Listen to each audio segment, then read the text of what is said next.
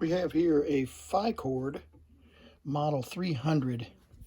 It's very small, reel-to-reel. I believe it's 1967.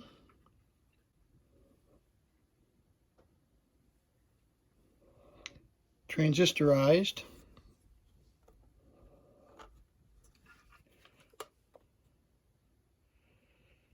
And it runs off of AA batteries,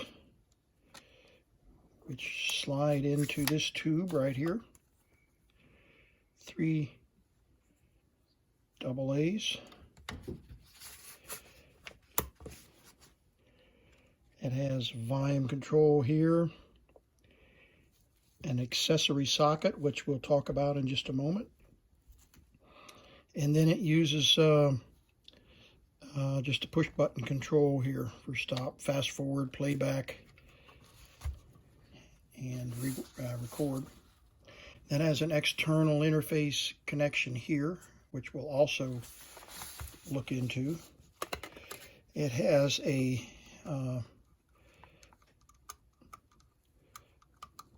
counter, a microphone and speaker combination,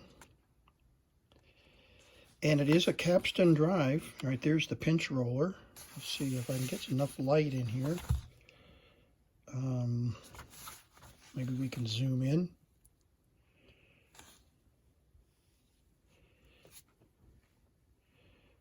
There we go.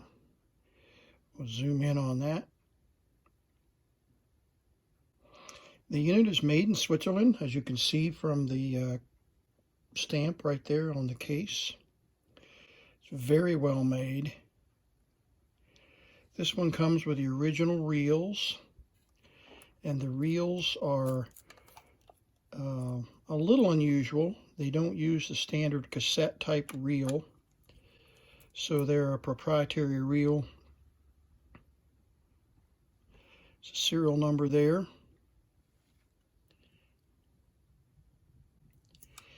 This piece of trim comes off, and there's a little lever here. You pull down this lever and it releases the pinch wheel, and then you hold it in place by pushing that down, and it allows you to load the tape. So it takes the pinch wheel off of the capstan and allows you to flip the tape over or replace the tape with another tape.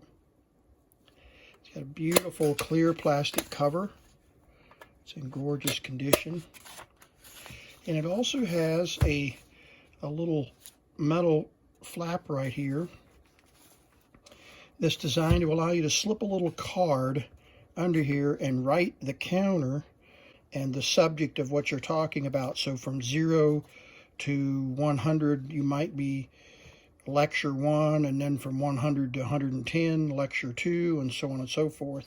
It was designed to be a dictation device, and then the transcriber or the secretary would plug a headset into either this jack here or have an external amplifier audio here. And these connections on these pins right here are the connections for power and audio. And I have 3D printed a bracket to fit on there and hook up to the external speaker. Here's the bracket that I printed to access those two speaker connections and plugged it into an amplified speaker. There is a power connection here, 4 volts, 4.5 volt connection that powered the external amplifier if you needed it that way. There is a speaker / microphone connection here, that external speaker and external microphone connection here. And I created a jack to fit that after having this apart and looking and seeing how it was wired. I created a 2-wire plug to fit that. So that's the Fi-Cord. Let's listen to it and test it out with the internal and external microphone and internal and external audio amplifier. Before we do a test, I wanted you to just see the manual here. If that doesn't look like the 60s, I don't know what does. This is a copy of a manual that someone posted online, and you can see the Model 300 had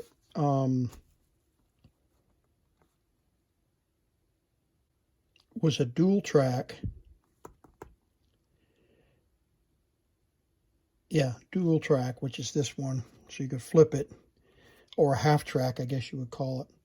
And then there was a Model 303 that also came with a light inside here that would tell you the condition of the batteries. And this one doesn't have that. This is the Model 300.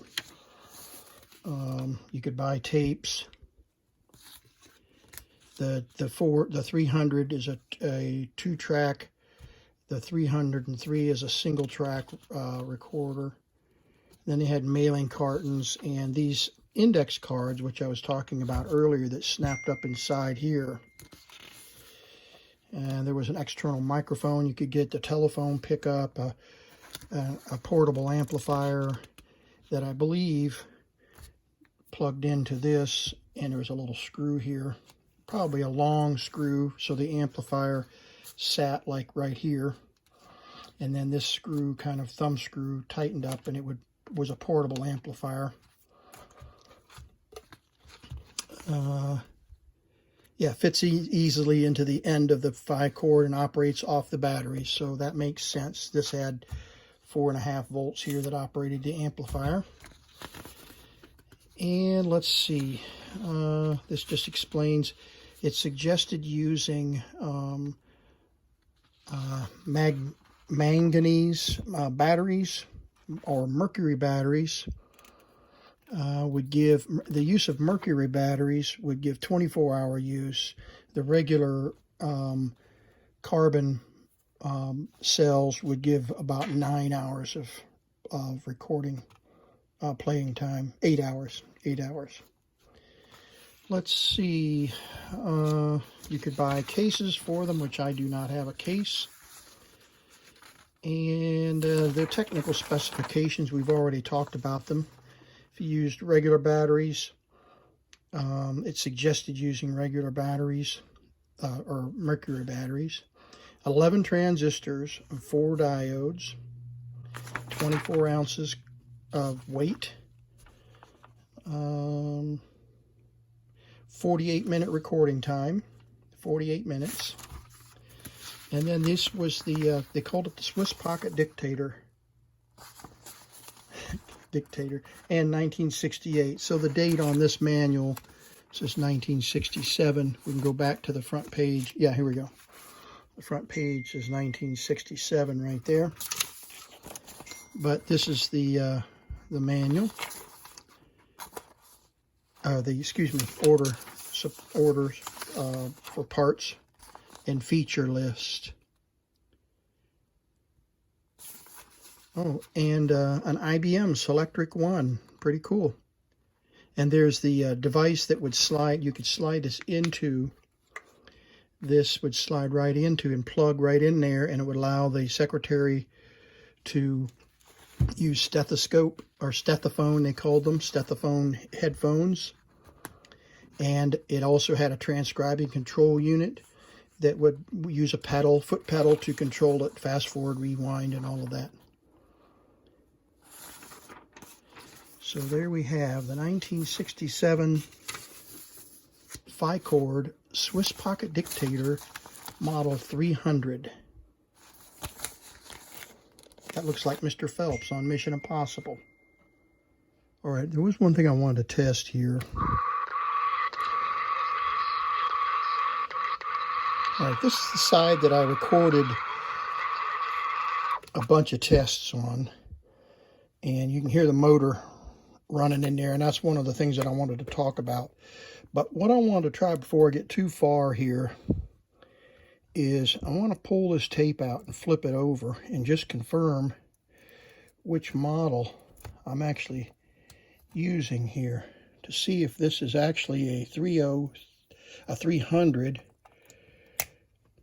or a 303. Oops. See there, the little insert popped out of my tape. Put that back in there. There we go. Because if it's the 303 was a single track, and the 300, as we saw, is the dual track. So let's play.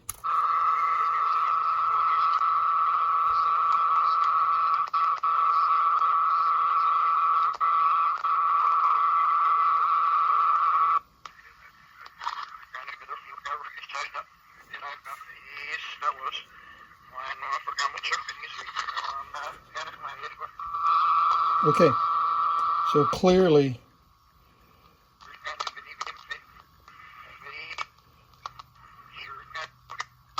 right, so this is the single track tape recorder. Okay, let's go back to the information that we had here on the pages.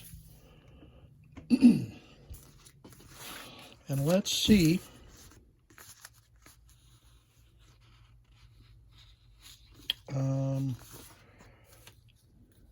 see if I can find it now. Okay. The 300 had 2 tracks at 24 minutes each. And the 5-chord 303 is a single track, 24 minutes. So mine is a single track, because you heard I flipped the tape over and it's running backwards now. And so rather than giving me a whole nother half track, 2 half tracks, it's playing 1 full track. Interesting, interesting. All right, so I'm going to rewind it, and we'll record with the tape recorder microphone, and then play it back and let you hear what it sounds like. And one of the issues, as I mentioned, was a moment ago that the recording picks up the motor sound real badly. Now, one of these units would beep when it would get to the end of the tape, so let's see if it does. Yeah, so it's not beeping, and I'm going to just let it sit there and stall for a second because I want you to see this. 2 additional features. No,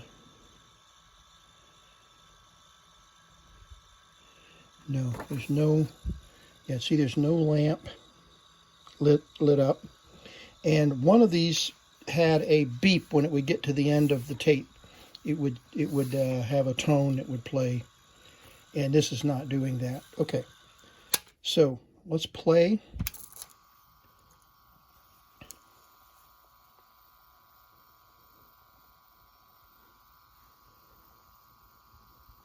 Volume is all the way up.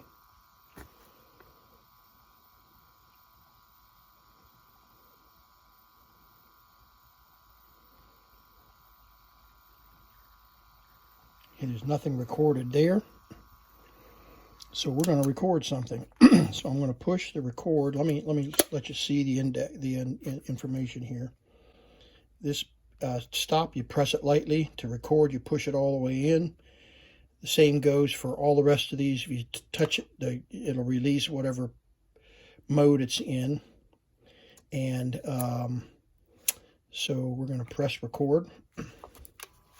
And we're going to just say testing 1, 2, 3. This is a test of the 5-chord model 303.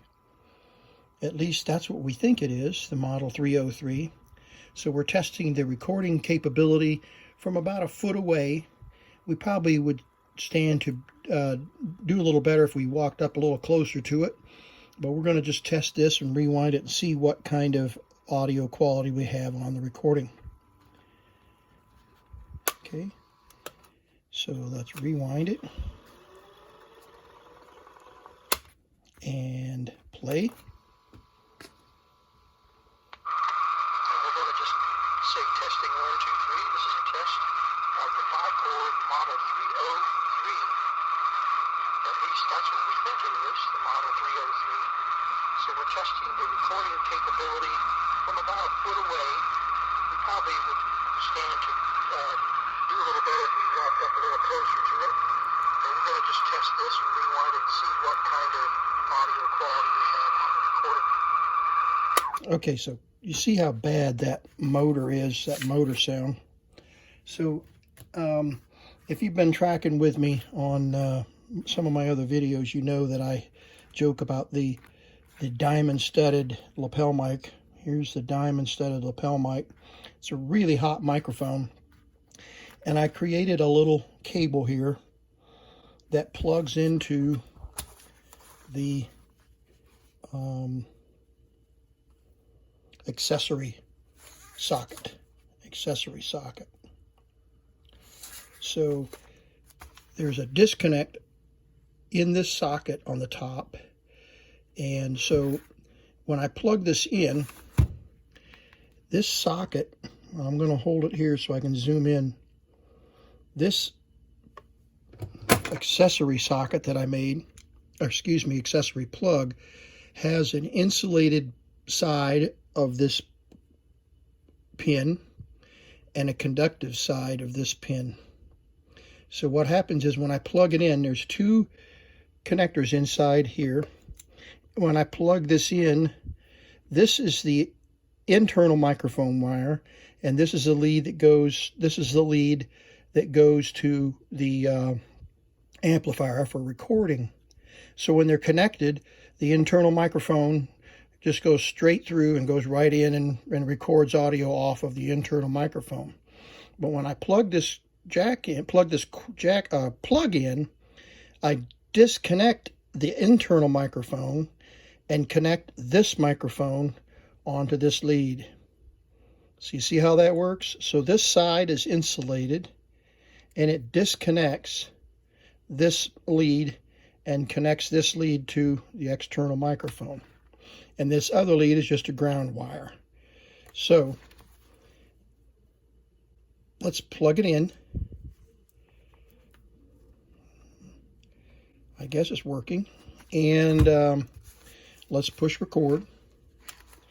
And now we're talking on the diamond-studded lapel microphone, and we're going to compare the audio and see if we have a little better audio and don't have that motor buzz that we had a moment ago on the 5-cord 300 series tape recorder.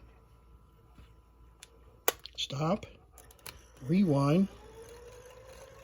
I should have looked at the number, and then I would have saved myself a little bit of time.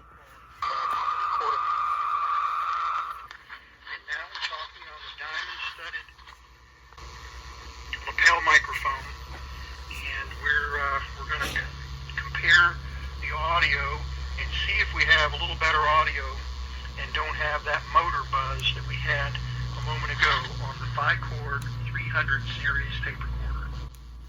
Okay, very good. So obviously much better conditions. That tells us a couple of things about where this buzz is coming from. This is the microphone and speaker. I have a theory, so I'd like your input. I don't ask for that very often, just because I know you guys hate writing comments on these videos. But I really would like to know what you think. My thought was, I pulled this open, I pulled the cover off, and I actually lifted this microphone speaker unit out of the tape deck, and there's a short piece of wire on there that let me do that. And I recorded just with this pulled away from the case, and the audio was better. It wasn't perfect. It wasn't nearly as quiet as it was with the diamond-studded lapel mic, but it was still quieter.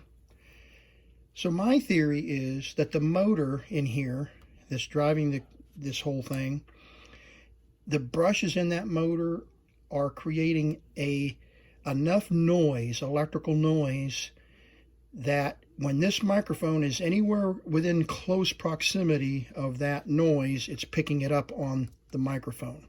The further I get away, the quieter the mic is. Now, you say, well, it's just the buzz of the microphone picking up, mechanically picking up the noise of the motor. And that's not the case, because when I can lift it up and away slightly, it's still buzzing. So separating the microphone from the case is not the solution. So I think moving it further away from the tape recorder with this, getting it further away from the tape recorder, sounds like there's some electrical noise being produced by the motor, or the motor circuit's bleeding into the recording circuit somehow. But keep in mind, it's not bleeding it into directly into the recording circuit, because otherwise an external microphone wouldn't make any difference. All right, that's one thing I want you to think about. Now, the other thing I wanted to illustrate was, now that we have a couple of things recorded here, I wanted to illustrate the connections here. It took me a while to figure this out, but I created a little bracket that I have plugged into a little external amplifier, Radio Shack amplifier. I use this thing a lot. It's just a real simple thing to test, to do audio tests. And this little bracket contacts those connections down there. You see the speaker connections. This is the 4.5 volt battery connection, which we're not going to use today, because this amplifier has its own battery in it, and it runs off 9 volts anyway. It wouldn't work on 4.5. So I just got this little thumb screw. I'm going to turn this in, and I'm going to hope that these connections make, it's a little, yeah, we'll see. We'll see if it made a connection or not. And this is really hot. This amplifier gets really hot. I mean, sensitive. All right, so let's push play. And see if we have a little better audio and don't have that motor buzz that we had a moment ago on the 5-cord 300 series tape recorder. All right, that was the good recording. Let's back up.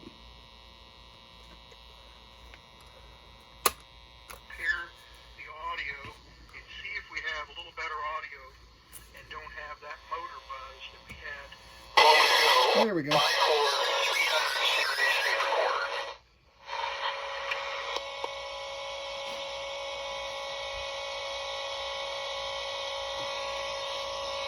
Let's rewind that again.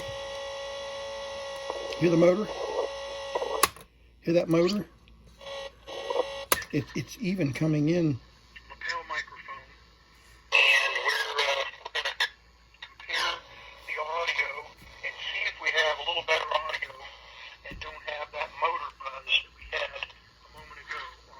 Sorry, my connection's very poor right here, and that's the reason why. Let me see if I can get it actually play this time. Walk up a little closer to it, and we're going to just test this and rewind it and see what kind of audio quality we have on the recording. And now we're talking on the diamond-studded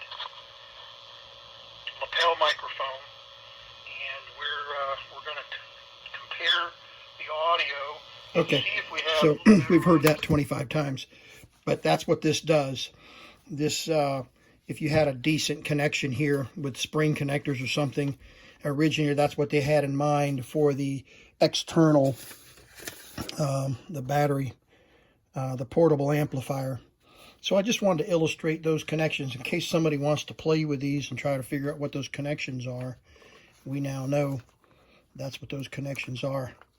And so let me take this off. And the amplifier that's built into the 5-cord is really just designed for the person who is dictating to just double check and make sure that, you know, and don't have that motor buzz that we had a moment ago on the 5-cord 300. So you see it's plenty loud. It's plenty loud to be able to hear. And I'm going to try one more recording right up against it. Put my mouth up close to, and we're going to test this one more time. Now I'm about 4 inches away from the recording, internal microphone, and we're going to again illustrate the buzz on this tape recorder and just illustrate how this phi cord actually works. All right, so rewind.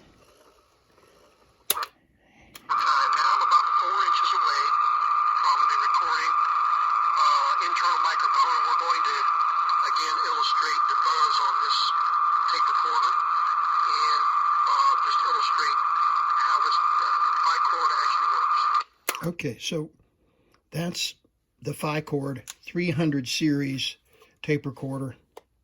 2 screws that open the case, and I removed this in order to get access to the other screw, which is right there, and I've reconnected it just so I'm able to get to that screw when I need to. There are videos and websites that have the guts, the circuit boards exposed and all that, and you can look at the insides of the tape recorder, and we're not going to fiddle with this. This is a highly desirable tape recorder, and for that reason I am not going to tear into it.